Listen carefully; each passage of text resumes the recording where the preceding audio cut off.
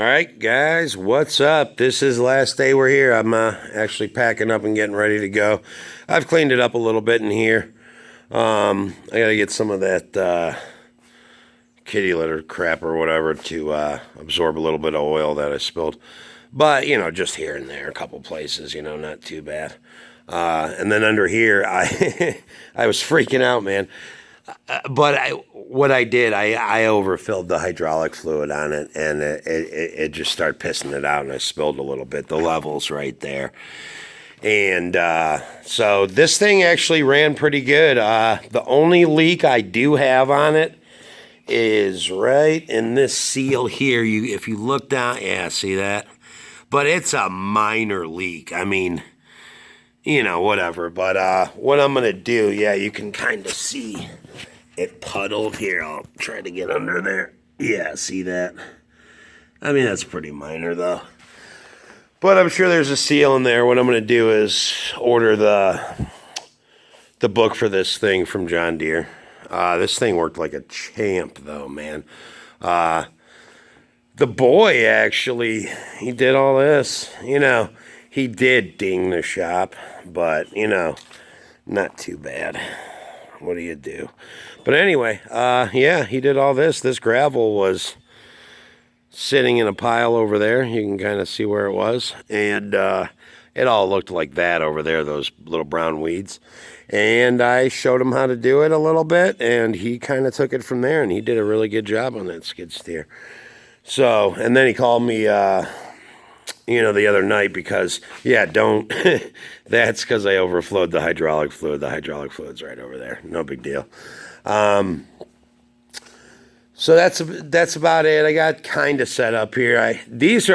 All these speakers work really well, and I got to get them up and then hook them up to this receiver here, and then you can put like your phone or your iPad on it by using this little thing, and it'll plug right into your iPad or phone. You just put it where the microphone is.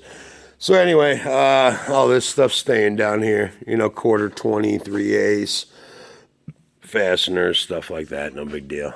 But and there's speakers up there that guy left me. I just saw those. Well, one anyway. So that's what's going on with that. Got this all. Look at all the gas cans. I brought 2 of these, but all these other ones were here. Maybe pressure wash. I don't know. See what the inside looks like. But kind of got a little organized here. This is all my electrical stuff. I never did finish piping in that run. The alarm guy's just going to use the Romex power over there. He's actually got power right on the left side of that door. So he's coming to install the interface for that, and then the house is already done. So ADT, it's actually pretty cheap. I was pleasantly surprised. They weren't kidding when they said,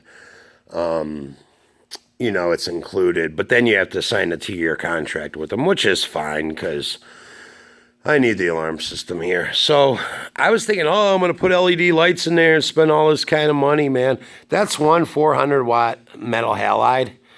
What I'll probably do is just get 3 of the LED ones and put one there, in between that, one where that 400 is and one there, the equivalent to that 400 watter, because the looms bounce off of anything white. So, if you have if this was a darker color, like, a regular barn, then, it would absorb those looms, not bounce them off. But, I mean, just this one, I could work in here. It's not bad at all. So we did all that. Did get this tree down, just so we have wood when we come here. The HVAC guy's installing his stuff, but I also, we have all that. Big oak tree that was dead, so we just sawed it down, me and the boy, and, chopped it up, threw it in the skid steer, and made a nice little pile of it, just to have. So, gotta admit, the first day, and then there's some stuff, I don't know what that is, but a couple panels, a lot of garbage. They they left some garbage here, so a lot of cleanup to do. I was pleasantly surprised with all the waterers, man. They are everywhere. So, like, there's one there, there's one right behind the house, or behind the shop. There's another one there. There's another one over in that pasture over there. And those are, that little shed right there. Sorry, I'm trying to hold you still. Is power. So, you can run your heaters on there too, or whatever for your waterers. Look at this. They had I don't know if I showed you. I'll show you guys again. The people, they had a moving fire and just burned in everything that they didn't want and left it there for us. Whatever, no big deal. But as you can see, we're packing up, getting ready to go. Yeah. So it was, yeah, here, I'll put this over here and then you guys can see my beautiful face. Here, I'll set you up right over there. Yeah, this little latch on there doesn't work, so, anyway, all right, so all in all, first day I was here, I was a little overwhelmed, like, man, this is going to be a lot of work. The pastures are pretty, in the field across the street, pretty overgrown. These people just didn't take care of stuff. But they did put a lot of money into this place. All the infrastructure, the house is in decent shape. The barn's great, obviously. Shop's great, obviously. But all these little no-count buildings, we're going to tear them down.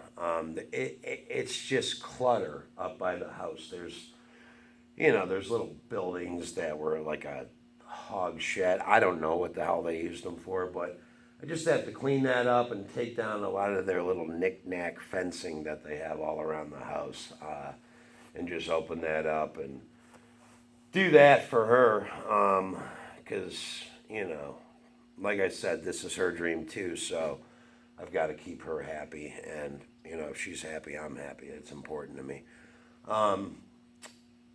But anyway, I realized, like, I'm glad I got the skid steer. That's great, and we used the crap out of it. I need a tractor and I need a brush hog. Like it'd have been nice to have it right now. But I think that next time I come down here, I'll have one. So, and I'll brush hog everything off. There's some spruce, or not spruce, but cedar trees here and there that have popped up because they hadn't brush hogged the back pasture or the field across the street, here and there. And those things are easy. I already knocked a couple out. You could just hit them with the bucket and they pop right out of there. So get rid of those and then brush hog everything so I can generate new growth this coming spring.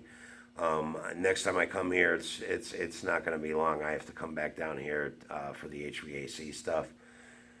And that's a story I'll get into in a minute. But anyway, where was I going with that? Yeah, whatever. Got to get it brush hogged. So I took a walk with the old lady last night just down the road or whatever, and I saw this hayfield, and the guy's got alfalfa grown in there, he's got clover grown in there, and he's got some type of grass, and you can tell it was no-till or just drilled in there, no-tilled, and you could see the lines of alfalfa, and man, does that field look good, and it gives me a lot of hope for my land. I had dug down, you guys will see in a previous video probably, I dug down, 2 feet, foot and a half, and I couldn't find any rocks, so it's a little clay, but I'm sure with the right management, I can get all of this land to really produce. You can tell where they did have their animals and it had been taken care of a little bit better.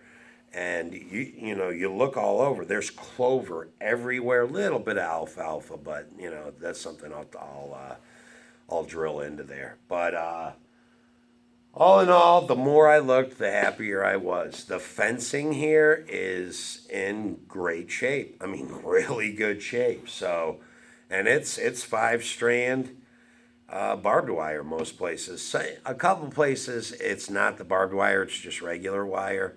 And then there's another shorter run that's just it's twined like number 14 gauge. It looks like with no barbs on it, but for the most part, the fencing is in really, really good shape. They use steel for their corner posts, for their corner posts, and those things are in there and good. This guy, like I said, they put a lot of money into this place. So the fencing, I mean, right there, I was thinking, right around 15 grand, something like that. I'm gonna have to spend maybe 300 or 400 bucks, just here and there, and there's a couple places like that tree I sawed up that had fallen on a fence. So a couple places I have to do some things, but all in all, like that's a definite plus to already have that in place, and man, am I happy about it. So HVAC guy, excuse me. So he kept trying to talk me into putting flex in the attic, and I tried to let the guy know. Like I took him in the shop first, and just to ask him about. There's a really nice wood burning stove in there, not stove but heater, and it's got a little motor on it with a thermostat. When it gets up to temperature, it blows out of the top. I'm putting that in here because we're getting the HVAC put in the house. And I just wanted to ask him, like, I knew how to do it. I just wanted the guy to see, like, you know, I'm a contractor, man, and I know what I'm talking about, And I told him flat out, yeah, I've been a contractor my whole life, and yada, yada, yada. But he kept on trying to talk me into putting flex pipe, put the furnace and put the main trunk and then flex pipe everywhere. I wanted it in hard pipe. That flex pipe is garbage. It's absolute garbage. I mean, just the longevity. I mean, if I was 70 or something, go ahead. It'll probably last till I die. But, I want to put it in the first time and have it done right the first time. That flex stuff, mice can chew in there. And, the hard pipe with insulated and then you insulate over it. That stuff is going to last me the rest of my life, and that's what I want to put in there. It's the right way to go. And I kept kind of trying to trying to tell him that's what I want. And he's, oh, no, you don't want that because, it's going to take a lot longer and money. And, the guy didn't want to do it. So I didn't want to offend him or anything. I don't know these people around here. So I told him, all right, well, just give me a price for both. But I got to tell you, I'm kind of leaning towards the hard pipe, as far as the HVAC stuff. We're going hard pipe for sure. Like, we are going hard pipe. Anyway, what else? So, yeah, like I said, next time I come down here, I want to be brush hogging all this stuff off. Great thing. It didn't even snow here last winter, so I know that's something I can do over the winter. You get 60-degree days in February or January, here and there. So, and the land isn't boggy or anything like that. I mean, it's contoured and everything, there's no like, oh, that's a really wet spot. Stay out of that back end of that field. There's nothing like that. It's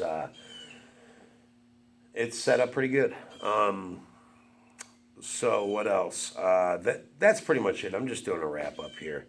I wish I had more time here right now, but I've got to keep reeling myself in and telling myself, okay, this is going to be a process, Nate. Like I said, I was a little overwhelmed the first day I was here,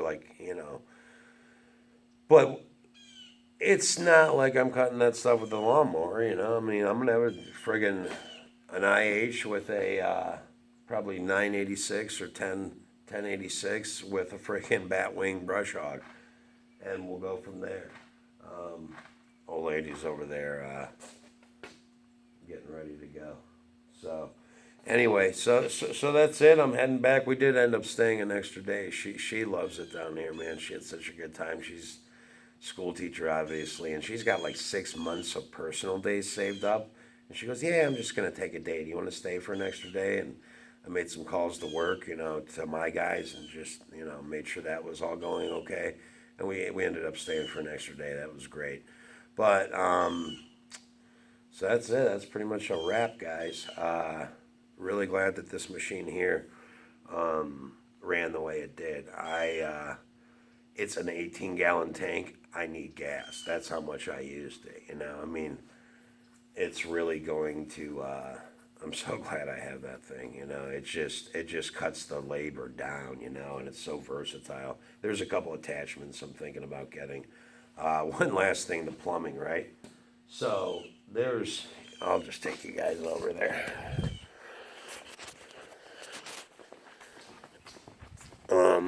Yeah, that building's coming out. The floor's starting to rot on it. So anyway, she wants to put her little pool over there, and I'm fine with that. And check out this back porch, guys. This thing is awesome. And they left us this little glider or whatever you want to call it. So the house has crappy water pressure.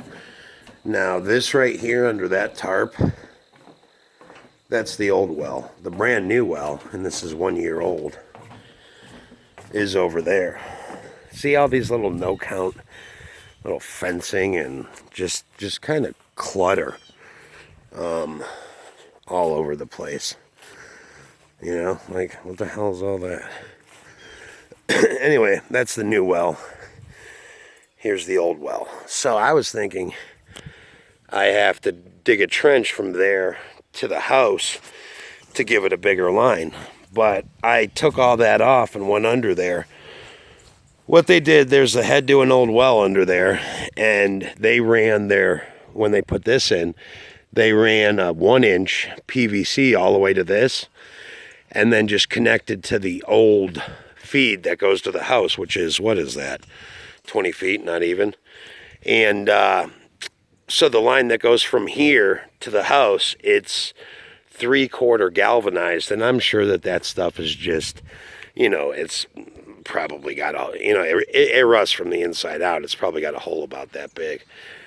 So that's pretty sweet. All I've got to do is dig from here to the house, and then I'll have good water pressure in there. So that was actually kind of a plus. And then I can rip this thing out, tear it out. Because all these waters, you look everywhere else, there's really good pressure on these things, man. I mean, look at that. That's not just dribbling out. Anyway, I just saw that this video is about 17 minutes long, sorry. So, yeah. So that's about it. Comment, rate, and subscribe if you want to. Nate out.